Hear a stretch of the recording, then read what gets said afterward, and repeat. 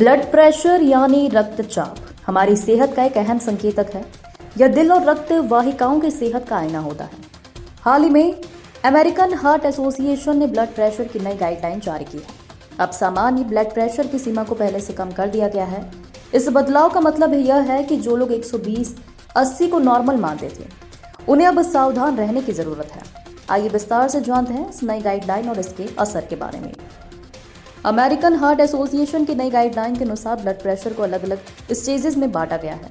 अब 120/80 को भी सामान्य नहीं माना जाता। स्टेज 1 हाइपरटेंशन में 130/139/80 और 90 और स्टेज 2 में 140/90 या उससे ऊपर का ब्लड प्रेशर आता है। वही इमरजेंसी कैटेगरी में 180/120 या उससे अधिक ब्लड प्रेशर को शामिल किया गया है।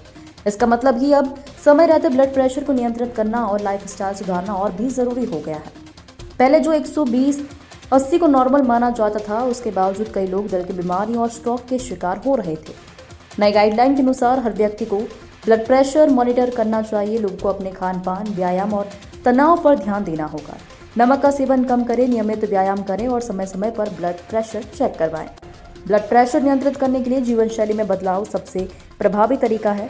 हृदय स्वास्थ्य को बनाए रखने के लिए संतुलित आहार, पर्याप्त नींद, तनाव कम करना और नियमित व्यायाम जरूरी है। ब्लड प्रेशर गाइडलाइन के अनुसार अब 120/80 भी पूरी तरह से नॉर्मल नहीं है।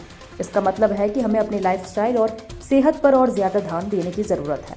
समय रहते सावधानी और सही जीवन शैली अपनाकर दिल और शरीर को स्वस्थ रखा जा सकता है।